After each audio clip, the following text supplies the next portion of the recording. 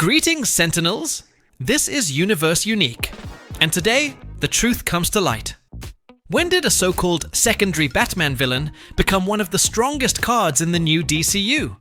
Because while everyone has been focused on Joker, Penguin, or even Mr. Freeze, there's another figure who has been steadily shaping his path, literally, toward the spotlight. Clayface. And the most striking part is this. The general audience has no real idea who he truly is. But that is about to change. Before we continue, let me ask you for something important. This channel is about to hit a major milestone, and your subscription could be the final push we need. If this universe excites you as much as it does us, join now. You'll gain access to exclusive content, in-depth theories, and that feeling of always being one step ahead in the fandom. And let me ask you something. From which city and country are you watching this? I want to know.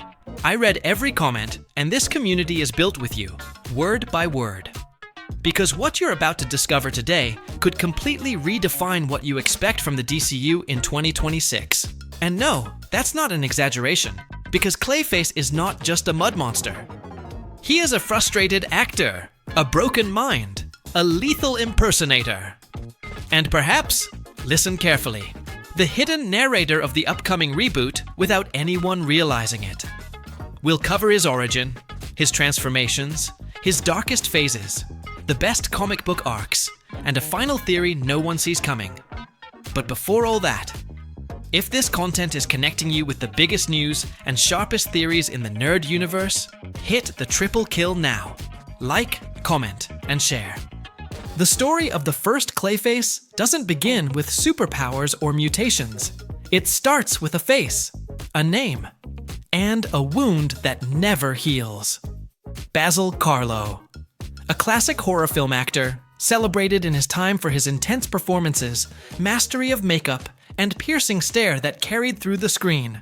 But he was also a man trapped by his own ego, overshadowed by an industry that, like Gotham itself, never forgives the passage of time.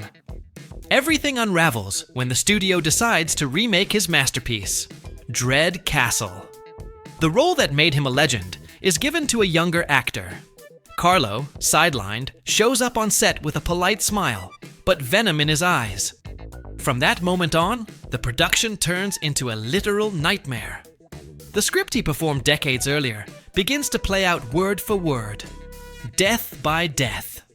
What seemed like a symbolic threat manifests with brutal clarity, and the bodies on set are not special effects. And Batman and Robin uncover the truth just in time. There was no magic, no alchemy, just a deranged actor playing his final role. Clayface, the fictional murderer, brought into reality. His mind had been consumed by his characters, and the line between acting and psychopathy collapsed completely. He had no powers, just a costume, a grotesque mask, and an insatiable hunger for the spotlight. But here's the twist no one expected. While Basil Karlo had no superhuman abilities at that point, his legacy didn't end in Arkham. DC would later make a creative decision that completely redefined the character. And that decision, seemingly minor, is the key to understanding which version might reach theaters in 2026. Decades after Basil Karlo, DC Comics pushed the concept further. No longer just a masked killer, the new version of Clayface became something greater, transformed from a tragic psychopath into an unstoppable physical threat. Mutation. Enter Matt Hagen, introduced in Detective Comics 298 in the early 1960s, marking a new canon for the character. Hagen is a treasure hunter who stumbles upon a secret cavern filled with a strange glowing substance. What seemed like a harmless pool turns into a living nightmare. The substance, a type of protoplasm, reconfigures every cell in his body, turning him into a shapeless mass able to take on any form. There's no going back.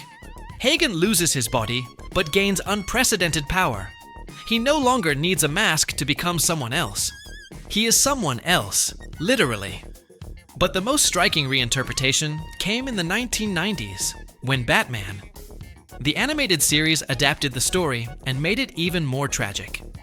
In this version, Hagen is a disfigured actor who relies on a miraculous cream, Renew You, to reconstruct his destroyed face. The problem is that his addiction to the formula mutates him until he becomes a clay-like being. This approach fused Carlo's narcissism with Hagen's mutation and turned him into a symbol. The entertainment industry devouring an actor who no longer fit its mold. Visually, this is one of the strongest versions of the character. His fluid body, exaggerated expressiveness, and constant inner struggle to maintain his identity all tie to something deeper. Clayface stops being just a monster and becomes a metaphor. And this kind of emotional, symbolic, tragedy-driven construction is exactly what James Gunn has promised to prioritize in the new DCU.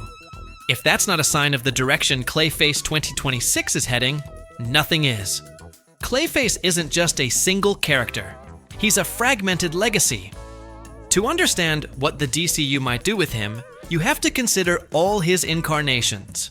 Because while Basil Karlo was the first and Matt Hagen the most iconic, the mantle of Clayface has been adopted by at least 8 different individuals across the decades.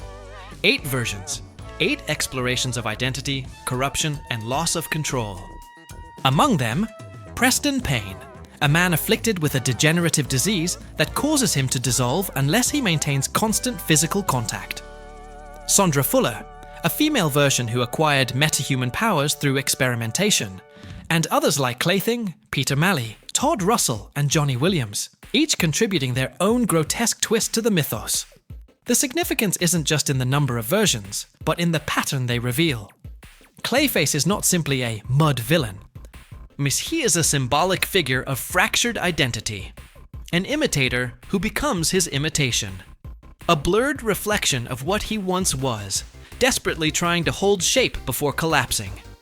In recent years, DC has leaned into this idea, merging the strongest traits of past versions into a unified figure.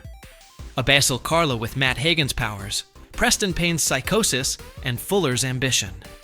And if film follows that same approach, as has already been done with characters like Peacemaker or Rocket Raccoon, then the Clayface of the future won't be a literal adaptation. He'll be a synthesis. And that synthesis shares something with the greatest tragic villains of modern cinema: obsession. In Clayface's case, that obsession is as dangerous as his powers. But what elevates his story is when he uses those abilities not just to become a monster, but to become someone else. In modern comics, there's a turning point where Clayface stops being just a recurring threat and evolves into something far deeper: a shadow that replaces. This happens in the Nowhere Man arc within Scott Snyder's Batman run in the New 52. Here, Basil Karlo doesn't just shapeshift. He becomes Bruce Wayne. Not only physically, he mimics his speech patterns, tone of voice, even his presence. A flawless and lethal forgery. From the outset, the story manipulates identity. Commissioner Gordon is shot point blank by someone who looks exactly like Bruce Wayne. At the same time, Wayne Enterprises suffers internal sabotage from someone acting like Lucius Fox. Everything is contaminated by an invisible invasion. And Batman, still mourning Damian's death, starts to lose control of his world. The reveal, of course, is Clayface. Thanks to an organic evolution of his powers, he can now replicate the DNA of his victims. A strand of hair, a brush of skin, a single cell. That's all it takes. And the result isn't just a clay disguise. It's a functioning clone. In this arc, Clayface no longer behaves as an imitator. He becomes an infiltrator. Visually, the comic delivers unforgettable images. Karlo transforming into Bruce mid-fight, hurling Batmobiles as if they were stones, distorting his face while repeating Bruce's lines with a monstrous echo. But the deeper layer is what matters. Clayface doesn't want to destroy Batman. He wants to replace him.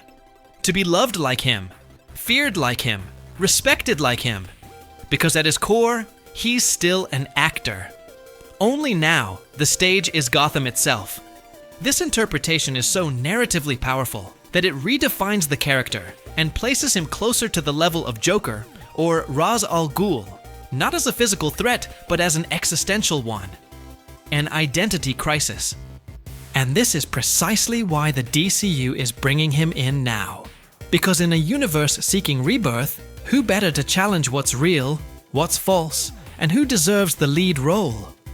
Few things are more unsettling in the Batman universe than seeing a former killer sitting alongside Robin, Batwoman, or Cassandra Cain as part of the team.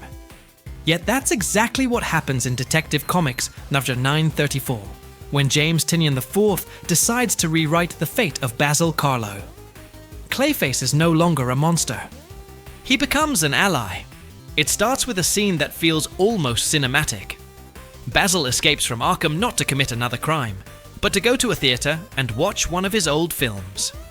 He sits there alone, in disguise, slowly falling apart, but determined to relive for 90 minutes the illusion of still being the Oscar-level actor he once aspired to be. The line he delivers while watching the screen sums up his conflict. "That man you see up there, with the shining eyes, that was me. And I just want to remember what it felt like." Batman finds him there, and instead of dragging him back to his cell, he makes an unexpected offer: redemption. He invites him to join a new team, on one condition: that he tries to recover the man he was before the clay consumed him. This version of Clayface isn't naive or tamed. He remains dangerous, but he's also a tragic figure struggling to regain control of his identity. Over the following issues, we see him acting with discipline, training alongside the group, and using his powers to protect instead of destroy. He becomes a protector of Gotham. And more importantly, he begins to believe he can truly change. The story doesn't end well. The past is not erased so easily, but this arc redefines Clayface as something beyond an antagonist. It reshapes him as a literary figure, the monster trying to rewrite himself. And that kind of narrative is exactly the material James Gunn has shown he knows how to adapt for film, as he did with broken characters in The Suicide Squad and Peacemaker. If the DCU wants to present a story not only about chaos and action, but about emotional reconstruction, Basil Karlo as an anti-hero is a perfect choice. But just when it seems he's found his way, a city forces him to perform again.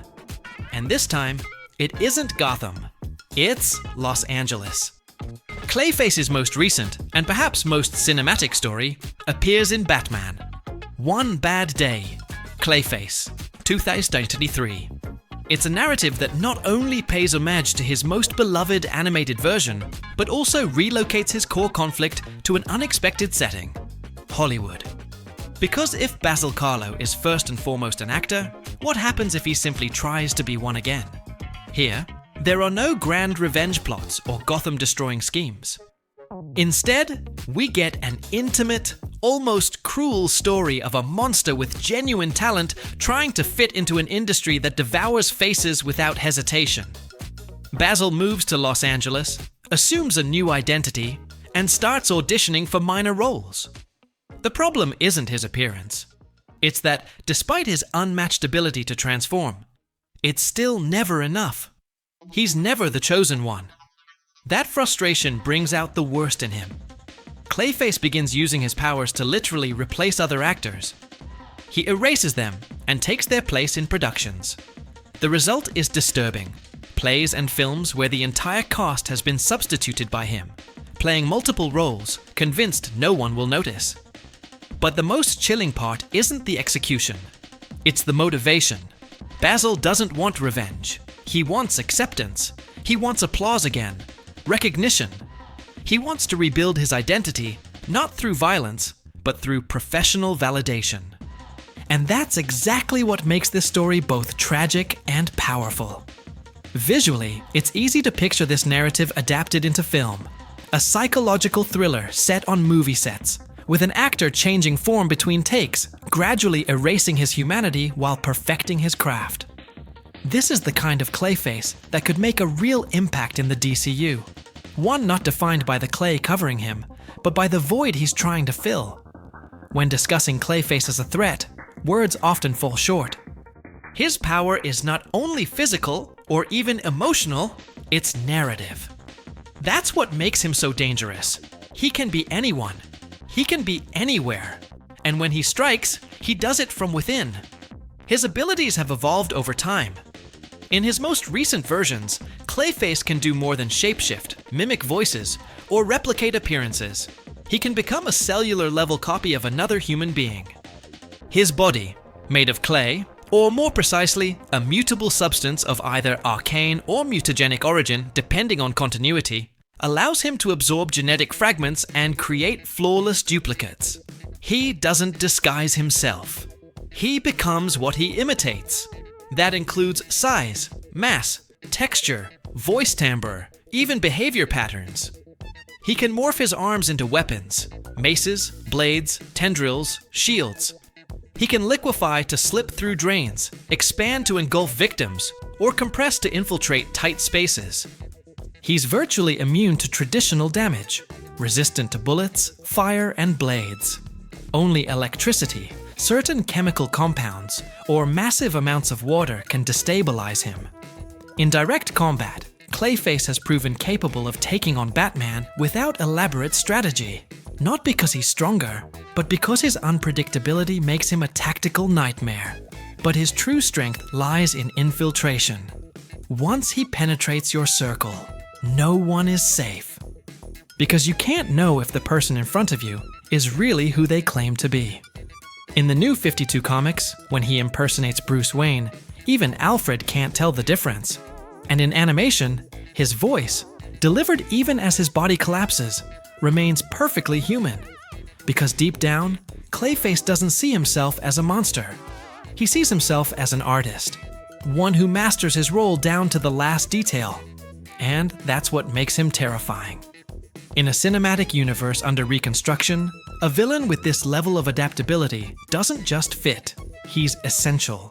Because every time he enters the scene, the first thing to break isn't a wall, it's trust. And if there's one thing Batman cannot afford to lose in the new DCU, it's exactly that. All signs suggest that the Clayface we'll see in 2026 won't be a direct adaptation of any single version, but a carefully built hybrid. James Gunn himself has hinted in past interviews about his interest in characters who are broken, but layered with emotional complexity. Few villains embody that, as well as Basil Karlo. In recent comics, DC has leaned toward fusing the strongest elements of each incarnation. Karlo's talent and narcissism, Hagen's extreme powers, the animated series' introspection, and the existential conflict from One Bad Day. This synthesis allows Clayface to be adapted as both a visually striking presence and a character with strong psychological depth. A real possibility is that Clayface, 2026, won't be a straightforward origin story, but a narrative that plays with perception, an actor creating his own reality, blending memories, roles, and real people into a spiraling narrative. A film that, at its core, isn't about a villain, but about someone who no longer knows if he's even human. This opens the door to unique visual storytelling, scenes where multiple versions of Basil perform simultaneously, or moments where, like in Memento or Black Swan, the audience can't be certain what's real. An approach like this could make Clayface not just another DCU project, but the first major psychological thriller within the new shared universe. And if done with respect for the character's roots, it could redefine what's possible for comic book adaptations. Now it's your turn. Which version of Clayface would you like to see on screen? Do you prefer the classic monster, the tragic actor, or the identity crisis infiltrator? And most importantly, where are you watching this video from? Drop it in the comments. I'd love to read your responses. Before you go, subscribe to the channel if you haven't already. We're close to reaching a major milestone, and your support takes us there. If you're passionate about dark characters, complex origins, and well-grounded theories, this channel is built for you. Thanks for staying with me until the end. And remember, in the new DCU, anything can change. Even Clay can have a voice of its own.